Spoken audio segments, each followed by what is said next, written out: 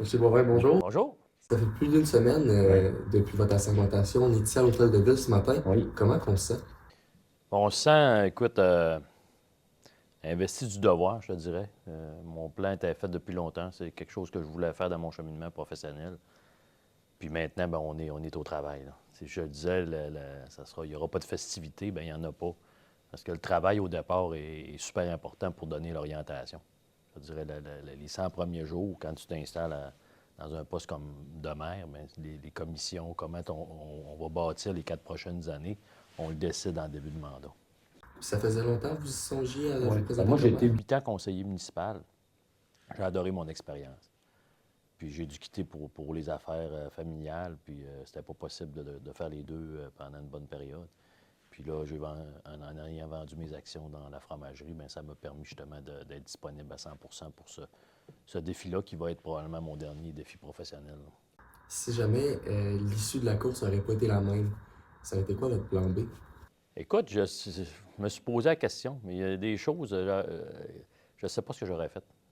Je n'étais pas démuni financièrement, mais j'aurais probablement pris une année de sabbatique là, pour faire, faire quelque chose là, d'autre là, pour me, me diriger vers d'autres avenues. Mais j'ai confiance en l'avenir. J'aurais pas été triste. J'aurais dit, bon, la vie nous amène ailleurs. Puis au début de la campagne, vous n'étiez clairement pas le favori, c'était Mme Laforêt au haut des sondages. Comment vous expliquez l'issue de cette course? Bien, je te dirais que le monde municipal, contrairement à la politique fédérale ou provinciale, les élections fédérales provinciales sont beaucoup dictées par le chef puis l'évolution du parti.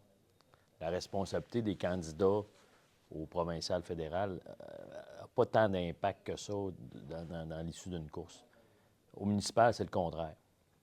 Les gens veulent que les gens s'expriment. Le contenu au niveau municipal, comme c'est un service de proximité, les gens écoutent plus. On a vu un taux de participation très élevé. Là. On a presque atteint 60 de taux de participation à une élection. C'est beaucoup. Fait que moi, je dirais que c'est ça. C'est l'intérêt envers les enjeux municipaux qui a fait que les gens se sont intéressés beaucoup à ce que les candidats avaient à offrir. Puis on avait des candidats de qualité, là. Les gens sont chanceux parce qu'on dit souvent au municipal, bien, plus personne ne veut aller au municipal parce que, bon, c'est dur, les réseaux sociaux. Mais au final, Saguenay a eu la chance d'avoir des candidats de qualité. Puis bon, l'issue de l'élection, il y a un gagnant puis il y a des perdants, mais au final, les gens ont eu des choix intéressants, là. Vous l'avez soulevé, le milieu municipal, c'est difficile. Est-ce que ça vous fait peur un jour, je veux dire en bon français, pogner un mur par rapport à ça? Ah, on va en avoir on va avoir des défis, c'est sûr, là. On en a déjà. Il y a des décisions pas faciles qu'on va prendre. Il faut les assumer. Je pense que le plus important, c'est d'être guidé par euh, l'humilité, le travail, puis de se mettre à la place des citoyens. Tu sais, je le disais hier encore, là, combien, tu sais, les gens vont payer leurs taxes de maison, combien de maisons que ça va prendre pour payer cette dépense-là. Souvent, on a l'impression, ah, c'est juste 100 000, ah, c'est juste 200 000, mais comment les gens travaillent fort pour ramasser les taxes qu'ils vont payer pour leur maison. Fait qu'il faut avoir cette sensibilité-là dans la façon qu'on dépense l'argent. Puis ça, je l'ai. Puis aussi, c'est d'être à l'écoute. Tu sais, on a un beau conseil de ville, les gens veulent tout avancer, veulent que leur ville... Personne ne veut que la ville soit moins belle dans 4 ans, là. Tout le monde veut que la ville soit plus belle. Fait que ça donne un certain réconfort de dire, bien, on travaille tous dans la même direction. Puis ça jusqu'à maintenant, il n'y a aucun signal qui me dit que ça pourrait changer. C'est justement comme ça que vous allez éviter de ne pas diviser un petit peu la population. On l'a vu, un haut taux de participation, mais seulement 232 votes qui séparaient Oui. vous à votre rival la plus proche. Absolument, parce que bon, le vote, c'est consolidé à deux candidats vers la fin. Euh, je me serais attendu sincèrement que les votes soient un peu, que d'autres candidats fassent un meilleur score, là, ce qui n'a pas été le cas. Mais au final, ben, c'est quand même, il y a presque une personne sur deux qui a voté pour moi, ce qui est quand même, je regarde d'autres maires ailleurs, que le nombre d'électeurs en pourcentage est beaucoup plus faible, puis ils ont gagné avec des majorités aussi. Vous vous êtes présenté comme candidat de l'économie. Oui. Vous avez affirmé qu'il y a 40 millions de dollars de plus de dépenses par année à la ville de Saguenay. C'est dans quoi qu'il faut couper? Bien, écoute, couper, ça va être difficile. Il y a quand même des conventions collectives qui ont été signées. Je pense qu'il faut être plus intelligent dans les types de dépenses qu'on va regarder. On n'a pas les moyens de tout faire. Ça, c'est clair, on aura des choix à faire. L'autre élément, c'est pourquoi le développement économique, c'est justement, il faut inverser les tendances. Puis je pourrais vous montrer des statistiques, là. C'est la ville de Saguenay au niveau de la croissance de la population, au niveau des investissements. On a moins bien performé que d'autres grandes villes au Québec. Fait que pourquoi? Moi, je pense qu'on a tout pour être attractif. On a le territoire, on a des beaux enjeux, le taux de chômage est très bas. Maintenant, il faut mettre la ville en mode développement pour que, justement, on soit plus nombreux à payer les taxes puis qu'on augmente notre richesse foncière. Honnêtement, la dette, est-ce qu'on va s'attaquer à la dette? On va la gérer sainement, mais est-ce qu'on va diminuer de moitié la dette en dollars absolus? La réponse, on ne pourra pas le faire. Ce qu'on va être capable de faire, c'est de dire de mettre des investissements qui vont permettre de créer de l'investissement privé qui va augmenter la richesse foncière. C'est vraiment ça. Puis ça, c'est un ratio entre la dette et la richesse foncière. Là où Saguenay a mal performé, c'est pas au niveau de la gestion de la dette autant que sur l'incapacité qu'on a eue de créer du développement économique dans les 8 dernières années. Puis c'est ça qui fait le plus mal à Saguenay présentement. Puis est-ce que l'offre est là? Est-ce qu'il y a de l'offre pour venir à Saguenay? Bien, écoute, j'entends, il y a des gens qui me disaient je n'irai plus jamais à Saguenay parce que c'est trop compliqué. Fait que c'est sûr qu'un des chantiers qu'on va mettre en place au niveau de l'émission des permis, je veux qu'on soit beaucoup plus attractif qu'un promoteur qui veut investir à Saguenay. On facilite sa vie pour qu'ils investissent. Puis les promoteurs, là, pour eux, le temps, c'est de l'argent. Quand ils ont un projet, ils veulent que ça se fasse le plus vite possible. Fait que quand on tombe dans les dédales administratifs, puis que c'est long, puis c'est compliqué, puis je veux pas de non. Moi, je veux... S'il y a un non, c'est OK, tu peux pas faire ça comme ça, mais on a une solution pour te permettre de réaliser ton projet quand même. Il faut vraiment se mettre en mode le citoyen, autant industriel, résidentiel, commercial, devienne un client. Un client, là, c'est quoi qu'on cherche à le faire? On cherche à le satisfaire. Tu veux acheter un bien, là, tu vas d'un commerce, là, tu veux t'acheter du linge. Tu vas dire, ça, j'aime pas ça, mais ça, j'aime ça, OK. Le vendeur va essayer de te satisfaire. Mais la ville, c'est la même chose. La ville, ce qu'elle veut, c'est, je veux que la ville satisfasse celui qui veut investir ici, puis que cette image-là, on la change. Venez à Saguenay, vous allez être bien reçus, puis vous allez faire des bonnes affaires en termes de développement et d'investissement. Est-ce qu'il y a déjà des démarches qui ont été commencées auprès de la ville pour essayer d'aller chercher quelques Oui. entreprises? Bien, en fait, des démarches, il y en a tout le temps. Il y a toujours des entreprises. Puis je vous dirais, depuis l'élection, ce qu'on me dit, c'est que le téléphone sonne plus, ce qui est une bonne chose, parce que, bon, les gens disent, il y a un changement d'administration, on sent que ça va être plus facile d'aller à Saguenay. Déjà, juste ça, là, de l'avoir dit pendant la campagne, le message a passé. Au conseil de ville du 2 décembre qui s'en vient, bien, on va présenter justement ce que j'ai promis dans la campagne, on va le mettre en place. J'avais parlé d'un comité ad hoc pour revoir la réglementation au niveau de l'émission des permis à la ville. Il y a un comité qui va être nommé au conseil de ville du 2 décembre déjà, avec un mandat, avec une lettre mandat claire pour justement que Saguenay redevienne attractif. Là. Durant la campagne, vous avez tenu des propos sur l'itinérance qui n'ont pas été super bien reçus. Qu'est-ce que vous dites aux... Bien, écoute, il faut faire attention parce que ça a été dit dans un contexte de débat où on a 45 secondes pour répondre. Ce que j'expliquais, c'est que je veux, puis ça va faire partie des choses que je vais faire dans les prochaines semaines, écrire une lettre au ministre de la Sécurité publique pour améliorer la justice, pour qu'on ait une justice mieux adaptée pour les conditions particulières de certains groupes d'itinérants. Parce que c'est pas tout le monde. Je le disais dans la presse ce matin, là, il y a une mère de famille qui s'est divorcée, puis est en problème financier, puis n'est pas capable de se trouver un logement parce que c'est trop cher. Puis, bon, il y a différentes facettes à l'itinérance, je le comprends très bien, ça. Le bout qui me préoccupe plus, c'est quand on a fait la désinstitutionnalisation au Québec. On a fermé des hôpitaux psychiatriques pour laisser les soins aux familles. Puis ça a créé des situations d'itinérance, puis aussi des problèmes de personnes qui sont en forte dépendance, soit d'alcool ou de drogue.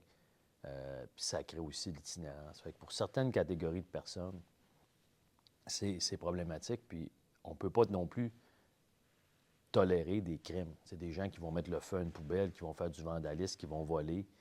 On ne peut pas non plus, parce qu'ils sont en situation itinérante puis ils ont un problème psychiatrique, dire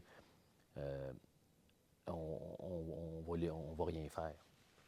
Fait que, il existe un programme à Québec qui s'appelle le programme Impact qu'on a regardé, puis ils ont un taux de réussite de 25 %. C'est pas parfait, mais ça prend un outil supplémentaire qu'on va donner aux intervenants qui sont déjà sur le milieu. Puis ça, j'y crois, là, les intervenants qui sont déjà en place.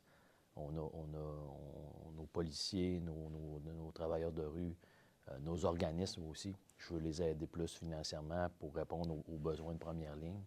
Mais c'est comment donner un outil de plus pour aider nos policiers. Parce que ce que j'entendais de nos policiers, c'est qu'ils disent souvent on a l'impression de pelleter de l'eau.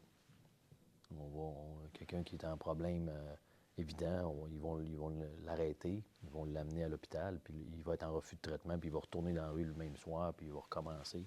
Fait que, faut briser ce cycle-là. Puis les citoyens le demandent aussi. Là. Je veux que le centre-ville soit beau. Il peut y avoir des gens en problème d'itinérance, mais il faut aussi faut pas que ça devienne non plus un enjeu de sécurité, puis que les gens aient peur, puis les gens ne veulent plus investir au centre-ville. Là.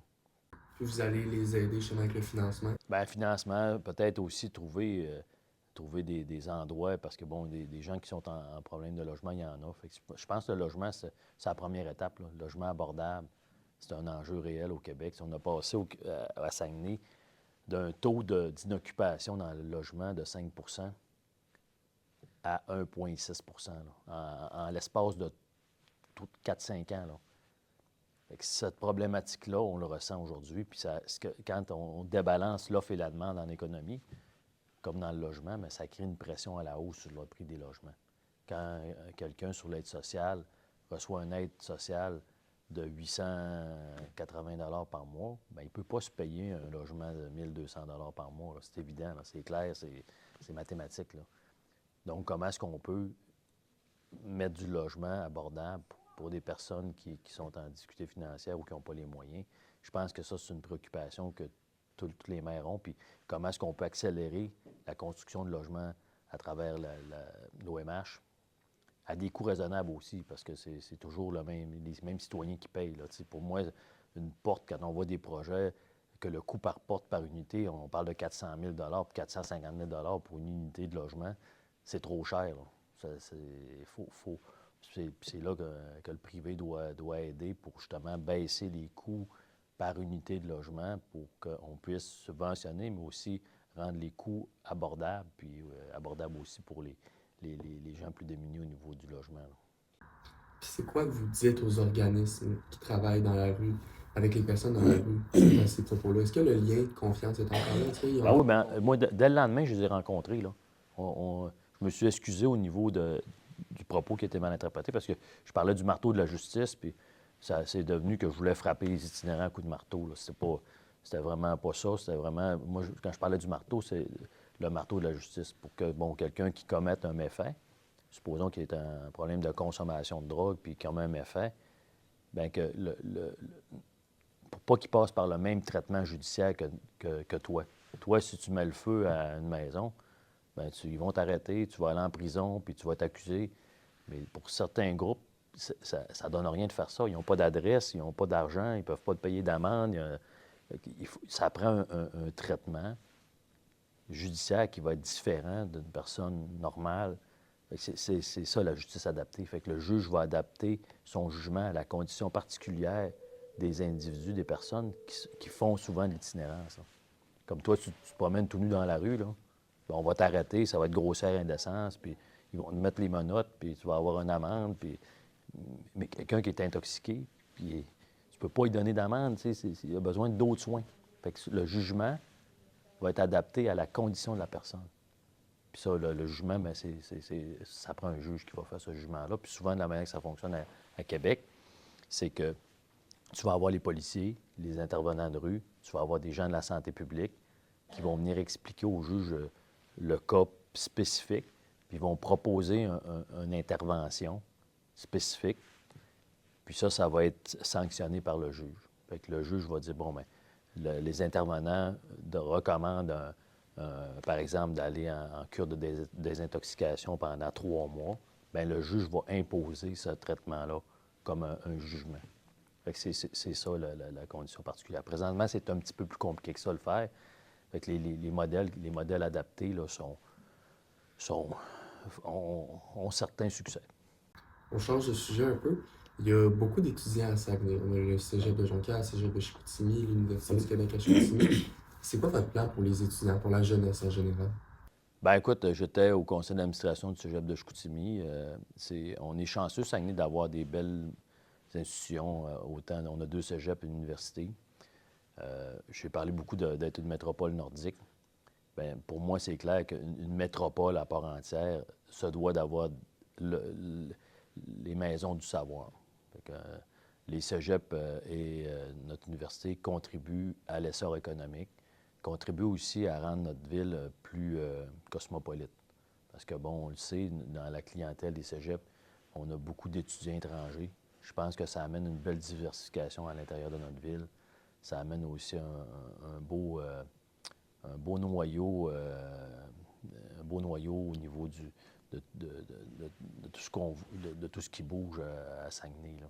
Puis pour moi, c'est clair, ma vision pour Chicoutimi, le centre-ville, là, pour moi, c'est le savoir, l'art et la culture.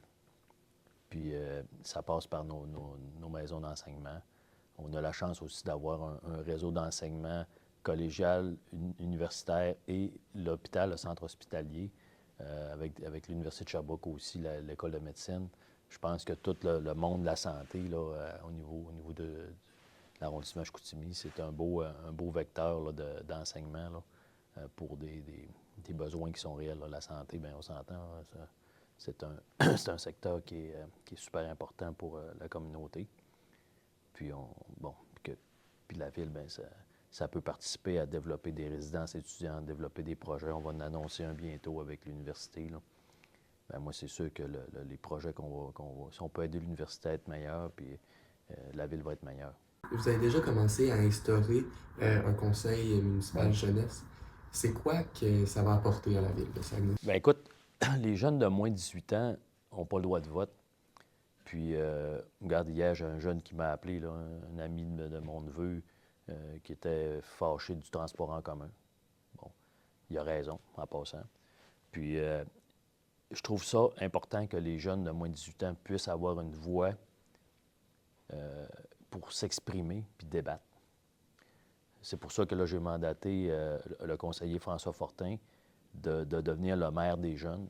Donc, je lui ai demandé, à l'intérieur de la première année, je veux qu'en 2026, le premier conseil de ville jeunesse se fasse. Puis ça va être un vrai conseil de ville. Je veux que les maisons des jeunes participent à organiser des élections où les jeunes de moins de 18 ans vont pouvoir élire un jeune par quartier. Je veux qu'il y ait un jeune par quartier qui soit représenté. Puis je veux que le conseil de ville jeunesse débatte d'enjeux qui concernent les jeunes. Probablement que ça va être le transport en commun, la mobilité, l'environnement, les équipements au niveau des parcs, au niveau... puis je veux que chaque jeune soit parrainé par le conseiller du secteur du district. Puis ce que je souhaite aussi, c'est qu'à l'intérieur des enveloppes de quartier, des budgets de quartier, budget d'arrondissement, on puisse fournir des budgets, parce que le rôle ne sera pas décisionnel, évidemment, il va être aviseur, mais les débats vont être publics, vont être filmés comme le conseil de ville. Fait que je veux qu'on écoute ces jeunes-là, puis qu'on prenne acte des recommandations qu'ils vont faire au conseil pour qu'on puisse être en mesure de réaliser des choses que les jeunes vont décider sur des enjeux qui les concernent. Puis ça va être bon aussi au niveau de la gouvernance, au niveau aussi de la démocratie, de l'éducation aussi, de la vie démocratique. C'est comment fonctionne une élection, c'est quoi le rôle d'un conseiller, c'est quoi le cadre administratif d'une ville. Débattre de budget aussi, comprendre que l'argent, bien, elle vient de où. Je pense que ça va amener des débats intéressants qui vont être aussi un certain vent de fraîcheur. Il n'y a pas de ville qui le font. À ma connaissance, je n'ai pas vu de ville qui le faisait vraiment.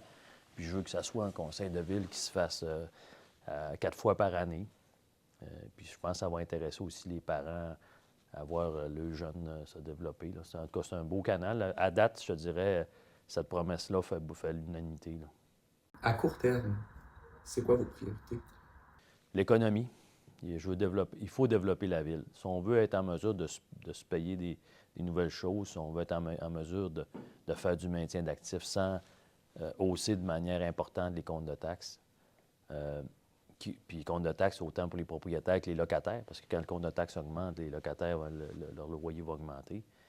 Il faut générer de la croissance et du développement.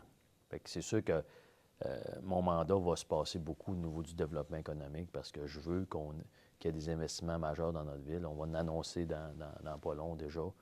Mais plus on va avoir d'investissements dans la ville, plus on va avoir des nouveaux revenus, plus on va être en mesure de se donner les moyens d'améliorer encore plus notre ville au niveau de l'art, de la culture puis des équipements sportifs.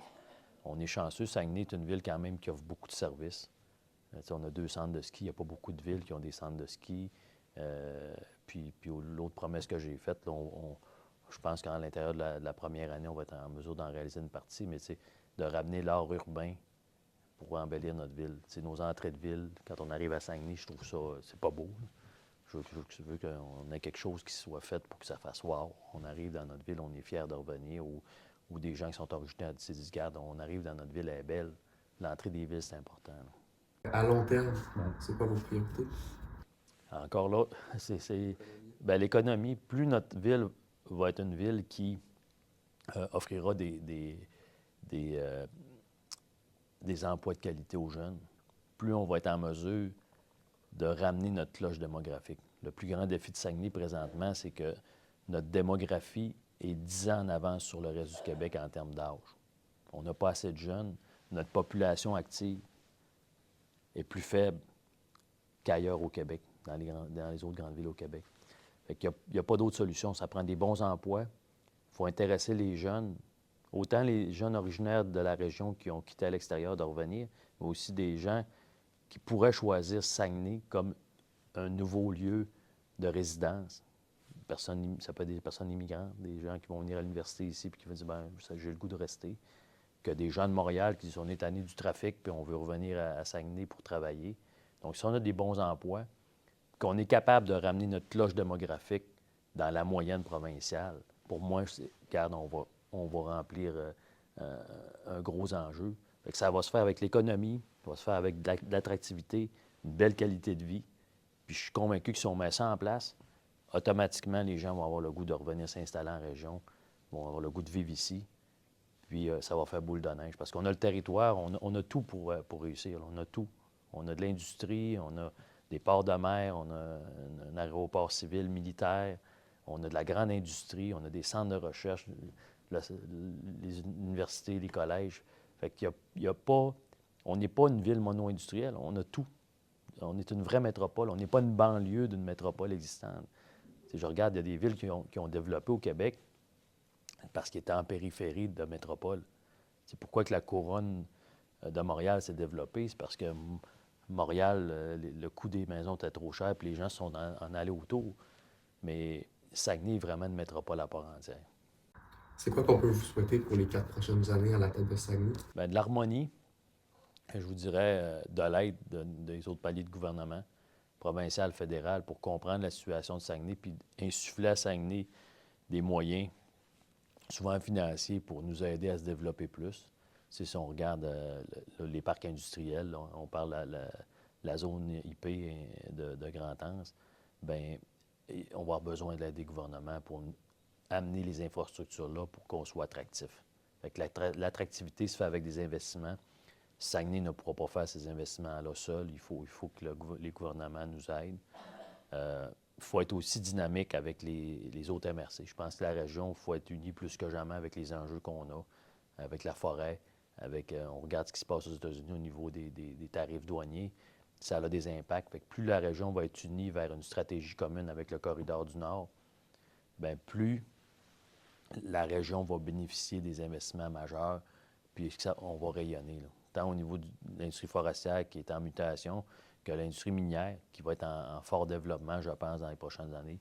L'enjeu énergétique aussi, la transition énergétique qui est ralentie, bien, faut qu'elle se fasse mieux, je pense, là, mais elle doit continuer de se faire. Luc Boivin, merci beaucoup. Merci.